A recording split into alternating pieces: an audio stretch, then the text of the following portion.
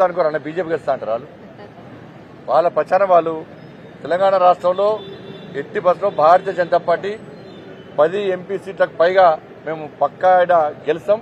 ఉన్న వాతావరణం కానీ ఉన్న సర్వే రిపోర్ట్ అన్ని చెప్తున్న ప్రజల ఆశీర్వాదంతో తప్పకుండా ఇక్కడ తెలంగాణ రాష్ట్రంలో 10 సీట్ల కంటే ఎక్కువ ఎంపీ స్థానాలు గెలిచి మేము నరేంద్ర మోడీ గారు ప్రధానమంత్రి చేయడంలో మేము భాగస్వామ్యం అవుతాం.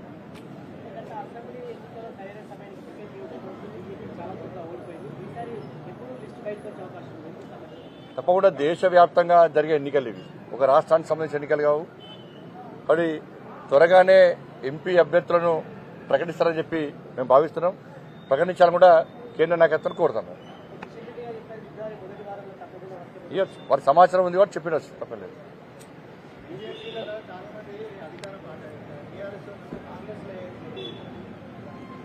ఎవరు రాజకీయ భవిష్యత్తు తీసుకుంటారన్న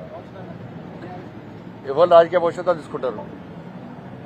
దేశానికి భవిష్యత్ ఏంది, రాబోయే రోజు తెలంగాణకి భవిష్యత్ ఏంది, కేంద్రంలో ఏ ప్రభుత్వం ఏర్పడబోతున్నది, కేంద్రంలో భారతీయ జనతా పార్టీ ప్రభుత్వం ఏర్పడుతున్నది వాస్తవము. 400 సీట్లకు పైగా మేము గెలవబోతున్నాం. ఎన్డీఏ 350 సీట్లకు పైగా ఓన్లీ బీజేపీ గెలవబోతున్నది. నిన్న బీహార్లో చూసిర్రు, ఐఎన్డీఏ అనేది కుక్కలు చింపిన విస్తలగా తయారవుతున్నది. అది నాయకులని నావలగా తయారైంది ఐఎన్డీఏకు. కాబట్టి వాళ్ళు తూర్పు వాళ్ళు పడమరికి పోతున్నారు.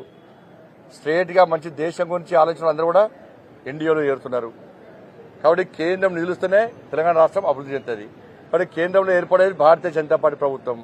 ఇక్కడ భారతీయ జనతా పార్టీలో చేరి భారతీయ జనతా పార్టీ పార్లమెంట్ సభ్యులను గెలిపిస్తే ఇంకా ఎక్కువ అభివృద్ధి వస్తుంది, ఎక్కువ నిధులు ఇవాళ తీసుకొచ్చే అవకాశం ఉంది.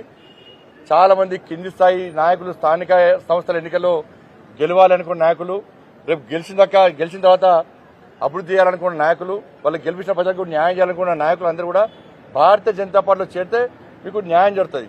కావాల్సి మీకు దీని మీద డౌట్స్ ఉంటే ఇప్పుడు సర్పంచ్ అందరూ రండి, నిధులు ఎక్కడి నుంచి వచ్చినాయి, ఏ ప్రభుత్వం నిధులు ఇచ్చింది, దేనివల్ల ఇంతవంత అభివృద్ధి చేస్తాము, ఎవరు ఏ నిధులు డైవర్ట్ చేసినారో తెలుసుకొని ఒక మంచి నిర్ణయం తీసుకోవాల్సిందిగా కోరుతాను. ధన్యవాదాలు.